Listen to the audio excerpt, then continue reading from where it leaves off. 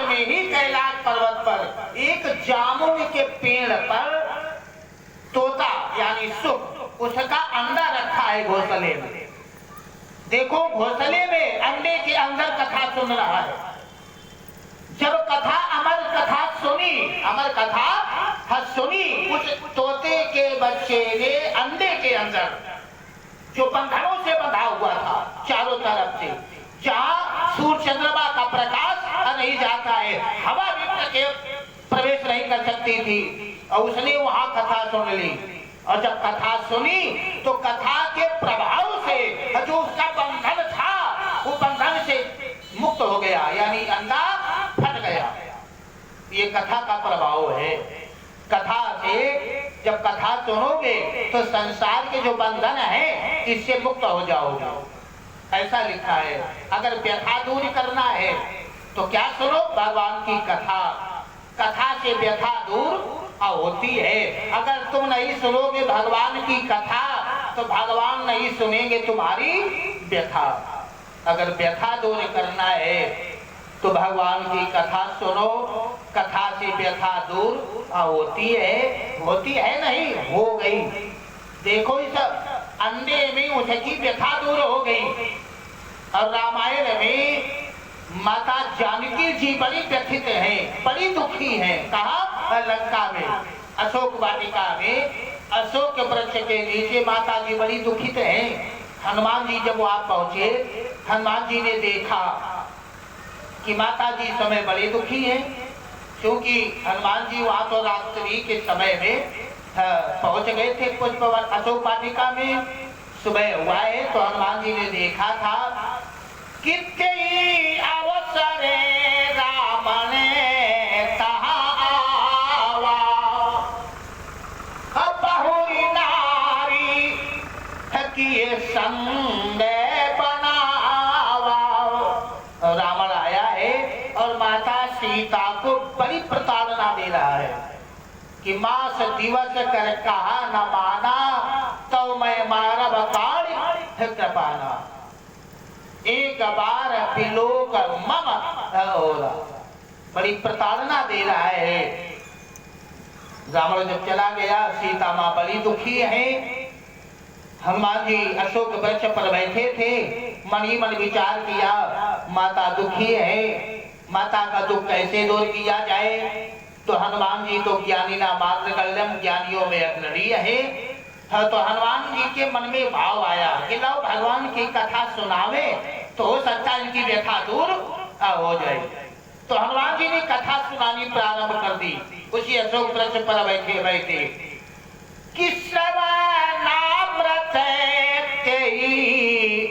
कथा सुनाई, हनुमान जी ने कथा सुनानी प्रारंभ कर दी। तो फल क्या मिला माता सीता को?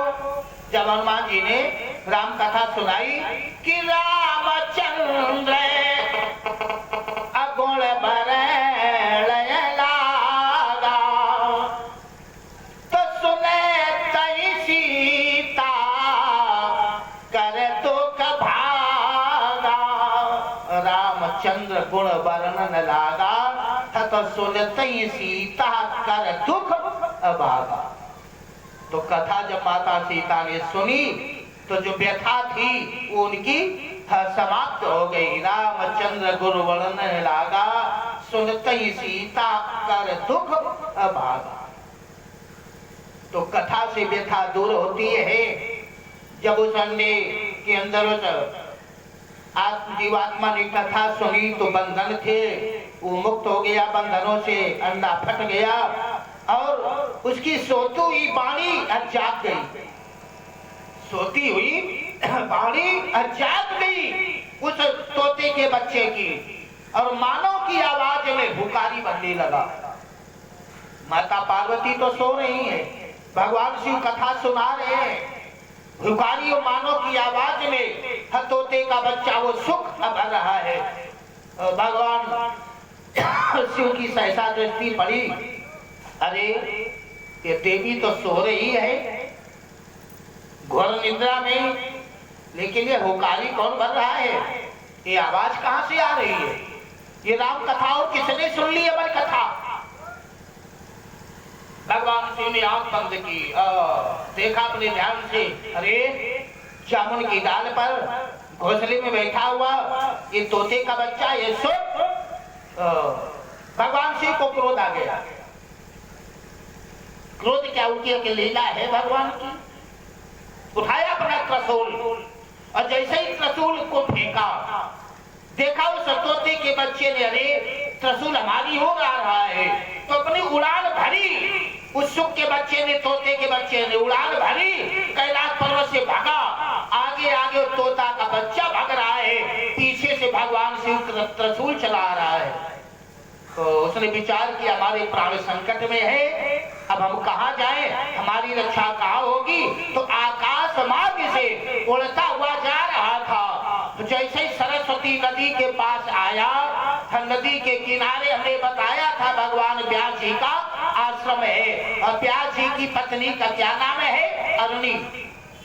उस समय माता अरुणी अपने धर्म में थी, आंगन में बाल खोले हुए खड़ी है। माता अरुणी को जमुआई आ गई, और जमुआई में जैसे ही माता अरुणी ने अपना मुख खोला, देखा उस तोते के बच्चे ने, भगवान व्यास जी की पत्नी माता अरुणी, इससे अच्छा संसार में अब बचने के लिए हमारे लिए कोई स्थान नहीं होगा। उसने माता अरुणी के मुख में प्रवेश कर दिया, माता अरुणी के मुख से माता के उदर में चला गया। तो माता अरुणी ने अपना मुख बंद कर लिया, जमुआई समाप्त हो गई। अब तो सुख का बच्चा माता अरुणी के उदर में आ गया। भगवान व्यास ने अपनी योग क्रिया के द्वारा ये देखा, एक तोते का बच्चा त्रिशूल के भय से हमारी पत्नी अरुणी के उदर में आ गया है। हमारी पत्नी अरुणी गर्भवती हो गई। भगवान शिव ने कहा, आश्रम पर आए, अरुणी से कहा, देवी तुम्हारे उदर में एक सुख पल रहा है, तोता पल रहा है, और हम तुम्हें प्रसव पीड़ा मंत्र दे रहे हैं। अरे प्रिय, जब चाहोगी तभी वो बालक जन्म लेगा, वो सुख तभी जन्म लेगा जब तुम चाहोगी, और जब तक नहीं चाहोगी तब तक वो तुम्हारे उदर में ही बना रहेगा। इस मंत्र का नाम है प्रसव पीड़ा मंत्र। यही मंत्र आगे चल करके भगवान नारद ने हिरण्यकश्यप की पत्नी कयाधु को दिया था जब प्रहलाद उदर में था।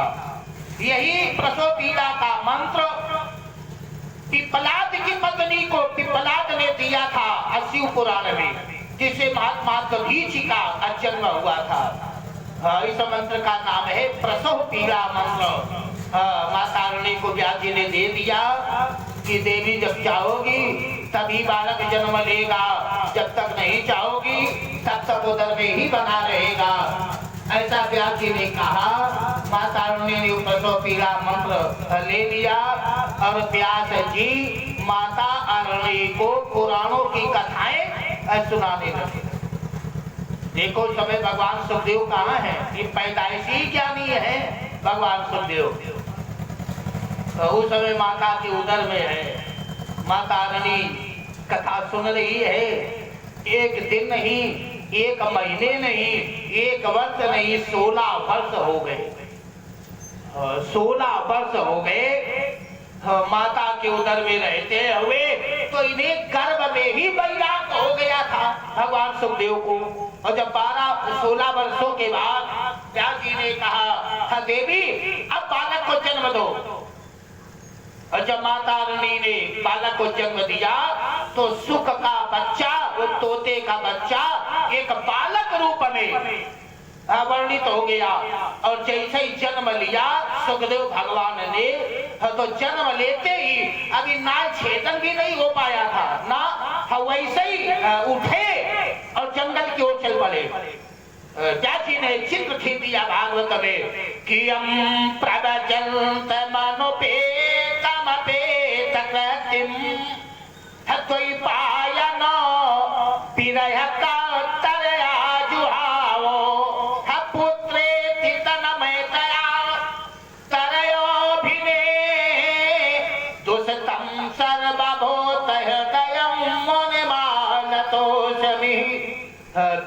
पीछे से दौड़े। जब बेटा सुखदेव जन्म लेते ही उठे और जंगल की ओर चल पड़े, आश्रम से बाहर पीछे से विरह में व्याकुल होकर पुत्र मोह में व्यास जी दौड़े। का पुत्रे तनमय दया, अरे पुत्र रुको रुको, तुम कहाँ जा रहे हो? अरे पुत्र रुक जाओ। लेकिन सुखदेव भगवान चले जा रहे हैं, पीछे मुड़कर देख ही नहीं रहे। आगे आगे सुखदेव भगवान, पीछे से व्यास जी दौड़ते हुए चले जा रहे। लेकिन सुखदेव भगवान ने पीछे मुड़कर नहीं देखा। कुछ दूरी तक दौड़े तो वृक्षों ने उत्तर दे दिया। जब व्यास जी दौड़े, का पुत्रे तनमय दया तरयोभिने दुष्टं सर्वभूत हृदयं मुनिमानतोषमि। तरयो माने वृक्ष है, वृक्षों की डालियां झुक गई और वृक्षों की डालियों से आवाज आई, अरे द्वैपायन। व्यास जी का क्या नाम है पूरा? श्री कृष्ण द्वैपायन। व्यास जी का जो पूरा नाम है क्या? श्री कृष्ण द्वैपायनो। द्वैपायन नाम के ये व्यास है, इनका नाम है। व्यास जी का क्या नाम है? श्री कृष्ण द्वैपायन। तो वही वृक्षों की डालियों से आवाज आई, अरे पराशर नंदन, अरे द्वैपायन, जिस बेटे के पीछे पीछे तुम भाग रहे हो वो तुम्हारा बेटा संसार में आ तो गया है, लेकिन संसार से विरक्त है। माया में लिप्त होते हुए भी हम माया से विरक्त है। तो अब वो तुम्हारा बेटा ऐसे वापस आने वाला नहीं है। ये वृक्षों ने कहा रहे हो, हम वृक्षों ने कहा व्यास जी से, लेकिन पुत्र मोह में फंसे हुए। ये होता है पुत्र मोह, ये है बंधन, ये है बंधन, यही ममता है। लेकिन फिर भी पुत्र मोह में पीछे पीछे दौड़ते हुए चले जा रहे हैं। तो देखा आगे बड़ा सुंदर तालाब है, जिस तालाब में बहुत सी सुंदर सुंदर स्त्रियां निमग्न अवस्था में स्नान कर रही है। तो उसी तालाब के ऊपर से सुखदेव भगवान दौड़ते हुए चले जा रहे हैं, पीछे से व्यास जी दौड़ते हुए जा रहे हैं। देखा स्नान करने वाली युवतियों ने, अरे पराशर नंदन व्यास जी आ रहे हैं। दौड़ करके जल से बाहर निकली, अपने वस्त्र उठाए, अपने अंगों को ढक लिया। व्यास जी खड़े हो गए, काले देवियों, हमारा युवा बेटा जब यहाँ से गुजरा तो तुम सब ज्यों की त्यों स्नान करती रही, हमें देख करके तुमने अपने अंगों को क्यों ढका? ऐसा क्या है? उन युवतियों ने कहा, महाराज क्षमा करना, तुम्हारा बेटा जा रहा था, हमने देखा था, लेकिन तुम्हारा बेटा ऐसा है कि उसे अभी यही ज्ञान नहीं है कि सोने में और कोयला में क्या अंतर होता है, कांच में और मणि में क्या अंतर होता है, स्त्री में पुरुष में क्या अंतर होता है, दिन में रात में क्या अंतर होता है, मान क्या है, अपमान क्या है, इसका ज्ञान अभी तुम्हारे बेटे को नहीं। तुम्हारा ऐसा बेटा है। देखो भगवान सुखदेव ऐसे योगी है कि उन्हें यही नहीं ज्ञान था कि मान क्या है, अपमान क्या है। चाहे कोई मान करे, चाहे कोई अपमान करे, चाहे कोई स्तुति करे, चाहे कोई वंदना करे, निंदा स्तुति उभय सम, ऐसे योगी हैं। उन्हें यही ज्ञान नहीं है। व्यास जी कुछ ही दूरी तक दौड़े पीछे पीछे, लेकिन सुखदेव जब वापस ना लौट आए आश्रम में, माता रानी ने पूछा, क्या हुआ महाराज? अरे देवी, लाख यत्न करने पर भी बेटा वापस ना आ सका। पुत्र मोह में उदास हो गए, आश्रम पर बैठे हैं, मन बेटे की ओर है, न जाने कहाँ चला गया, किस वन में होगा, कैसा होगा, किस हाल में होगा।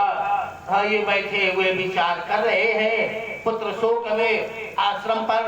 तब तक व्यास जी के एक शिष्य थे जिनका नाम था जयमिन। व्यास जी के शिष्य हैं जिनका नाम था जैमिन। जैमिन आए, गुरुदेव आप उदास क्यों हैं, ये निराशा क्यों गुरुदेव, क्या हुआ?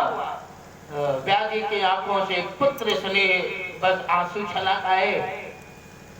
अरे जैमिन, वर्षों के बाद आश्रम पर बेटे ने जन्म लिया था और जन्म लेते ही उसने संन्यास धारण कर लिया, जंगल की ओर चला गया, पीछे पीछे दौड़ा, बहुत प्रयास किया लेकिन वो वापस ना आ सका। जैमिन ने कहा अच्छा गुरुदेव तो ये बताओ हमारा वो गुरु भाई किस दिशा की ओर गया है? उत्तर दिशा की ओर चला गया। जैमिन ने कहा अच्छा गुरुदेव।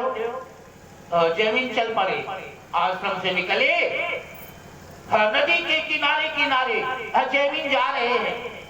एक वन से दूसरे वन, दूसरे वन से तीसरे वन भ्रमण करते हुए जैमिन ने देखा कि एक विशाल बरगद का पेड़ है, वट वृक्ष है, उसके नीचे एक अद्भुत भेष लिए हुए कोई महापुरुष बैठा है, अद्भुत भेष में, जो अपने तेज से, अपने प्रकाश से जंगल को प्रकाशित कर रहा है।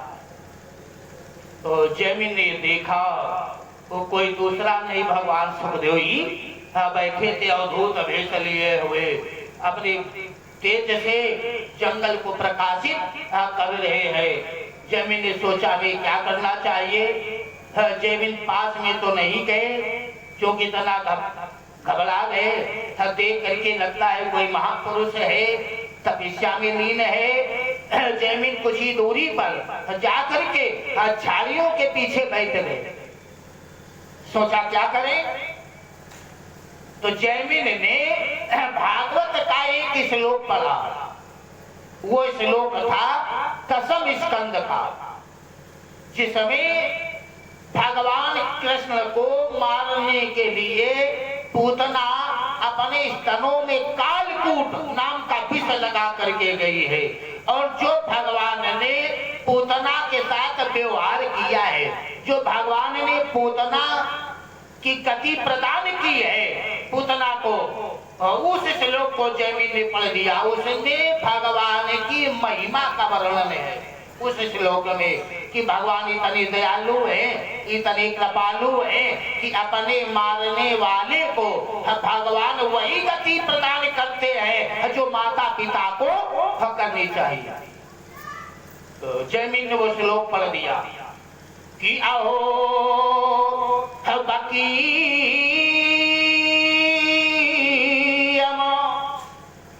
स्तन कालकूटम अचिघांसया पाए हयत पसाधवी काले भे गतिमधा अत्र्युचितां ततोन्यम अकं वा दयालुं शरणं व्रजेमहे अहो वकीयम् स्तन कालकूटम अचिघांसया पाययत पसाधवी लेभे।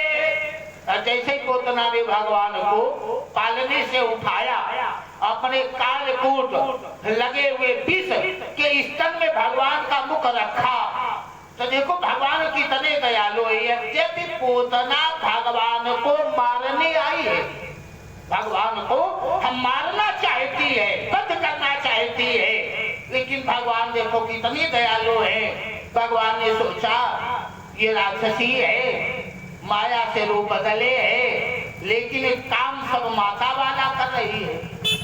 काम तो इसका हम माता है, गोद में लिए है, स्तनपान कराने जा रही है, काम माता वाला कर रही है, तो हमें इसके साथ अब वही व्यवहार करना चाहिए जो माता के साथ किया जाता है। भगवान इतने दयालु है परीक्षित जी कि अपने मारने वाले को भगवान वही प्रदान कर रहे हैं, वही गति दे रहे हैं। काले भे गति मधा, जैसे पूतना ने भगवान को गोद में लिया, भगवान ने आंख बंद की और विश्वकर्मा का ध्यान किया।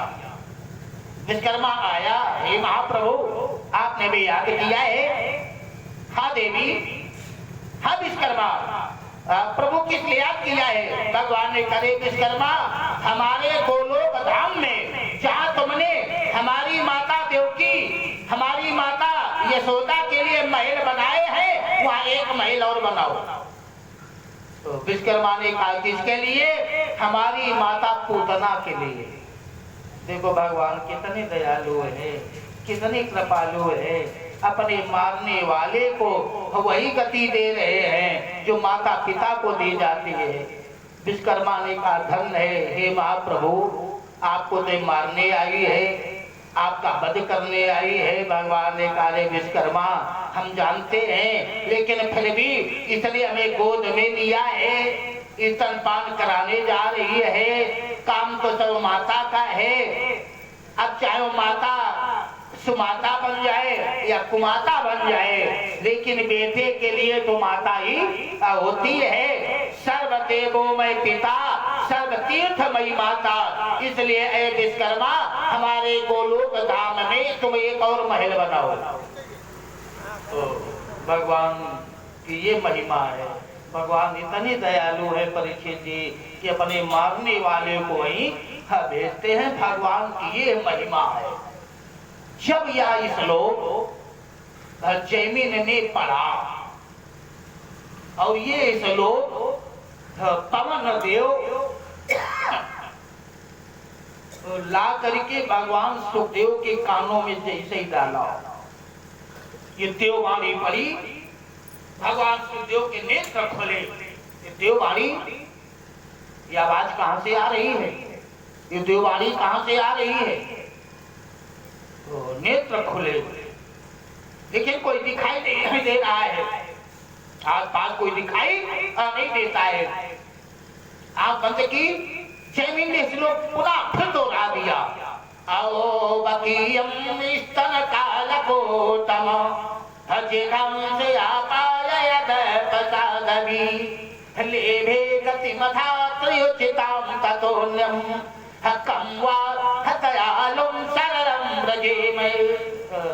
धन्य है परमात्मा, भगवान इतने दयालु है कि अपने मारने वाले को वहीं भेजते हैं जहाँ माता पिता को भेजा जाता है। तो भगवान सुखदेव उठ खड़े हुए,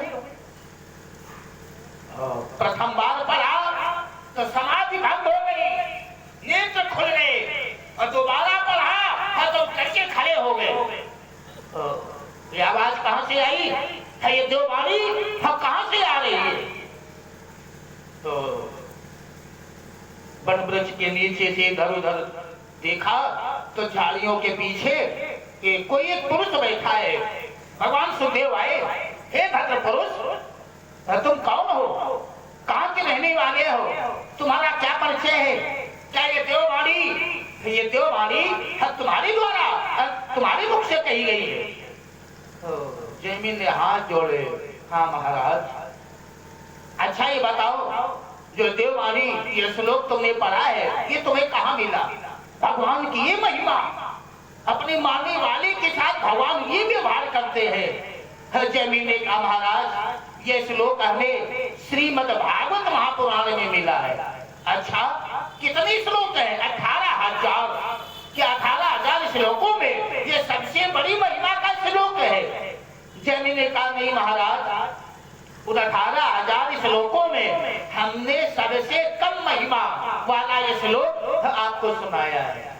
उसमें 18,000 श्लोक हैं और एक से एक बड़ी महिमा वाले हैं, जिनको वाणी से बखान नहीं किया जा सकता है, अकथनीय है। हमने तो सबसे कम, सबसे छोटी महिमा वाला है ये श्लोक पढ़ा है। अच्छा ये बताओ, ये भागवत हमें कहाँ मिलेगी? तो महाराज, ये भागवत महापुराण आपके पिता भगवान व्यास जी के आश्रम पर उनके द्वारा रचा गया है। चलो हमें ले चलो। जैमिन आगे आगे, पीछे से भगवान सुखदेवाचार्य चले आए। जैसे ही आश्रम में प्रवेश किया,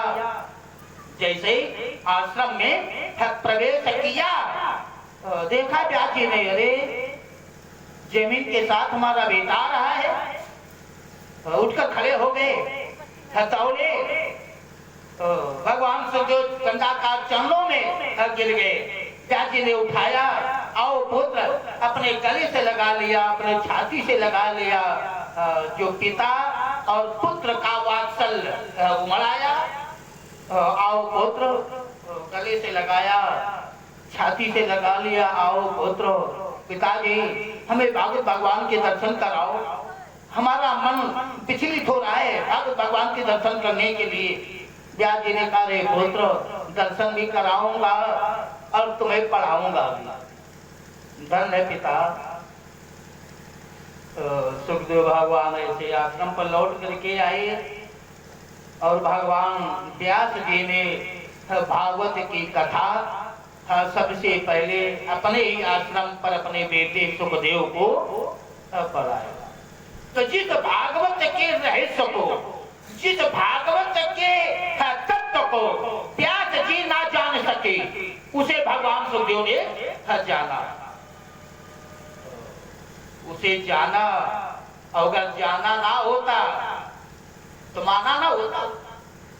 जाने बिन ना होए, जब जाना, जब सत्य का ज्ञान हुआ तो फिर वैराग होने में देरी नहीं हुई। जाना तो माना, और जब ऐसा माना, फिर ऐसा माना कि राजा परीक्षित के मुक्ति का बीड़ा उठा लिया। मुक्ति का बीड़ा। ऐसे भगवान सुखदेव, हम तो यही कहेंगे, परीक्षित ही साक्षात शिवा अवतार। मानो भगवान शिव ही साक्षात सुखदेव बन करके आए थे इस धरती पर, और केवल उनका कार्य कितना हुआ कि राजा परीक्षित को कथा सुनाना। बस हेतु केवल इतना ही है उनका, सुखदेव भगवान का, और कोई हेतु नहीं था। और प्रत्येक अवतार का हेतु अलग अलग हुआ करता है।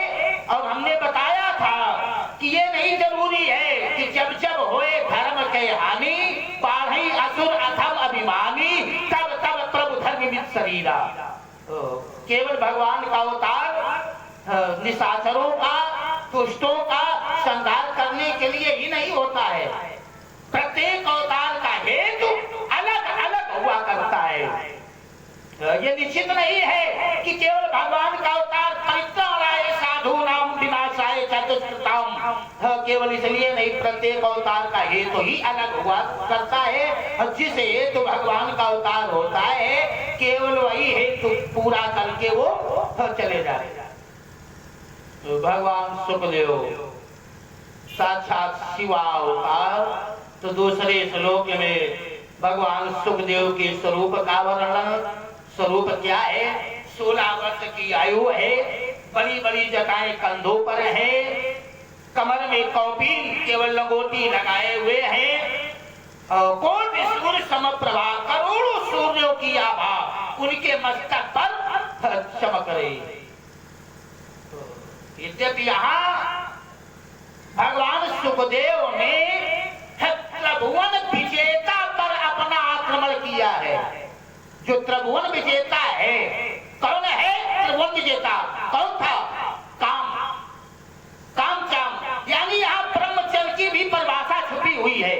अगर ब्रह्मचर्य की परिभाषा ना छुपी हुई होती तो लिखा है कोटि सूर्य समप्रभा, करोड़ों सूर्यों की आभा उनके मस्तक पर चमक रही है। भगवान सुखदेवाचार्य दिव्य स्वरूप भगवान, अद्भुत भेष है। आयु 16 वर्ष की, बड़ी बड़ी जटाएं हैं, कंधे पर एक गोपवी, कमर में लंगोटी।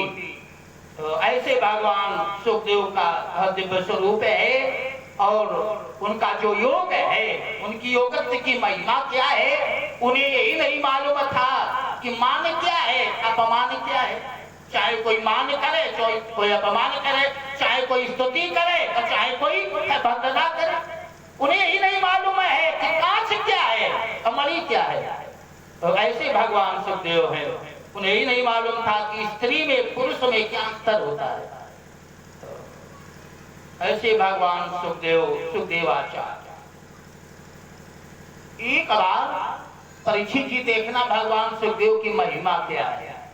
एक बार वैसे प्रयास करूंगा, क्योंकि 6 साल हो गए हैं, हमें वाजपेयी जी यहाँ बुला रहे हैं और हम भी उनके वचनबद्ध हो चुके हैं कि जब तक आप हमें बुलाते रहोगे तब तक हम आपकी सेवा करते रहेंगे।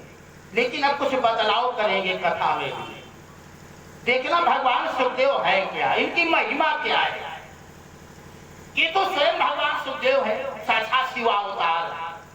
एक बार राजा भरथरी के यहाँ, क्योंकि उस समय की प्रथा थी, राजा महाराजाओं के यहाँ संत महात्मा विद्वान कवि गायक ये सब गाया करते थे। दरबार में जा करके कोई कविता सुनाकर राजा को प्रसन्न करता है, कोई भजन गा करके राजा को प्रसन्न करता है, राजा प्रसन्न होता है, इनाम देता था। ये प्रथा चल रही थी। तो एक बार राजा भरथरी के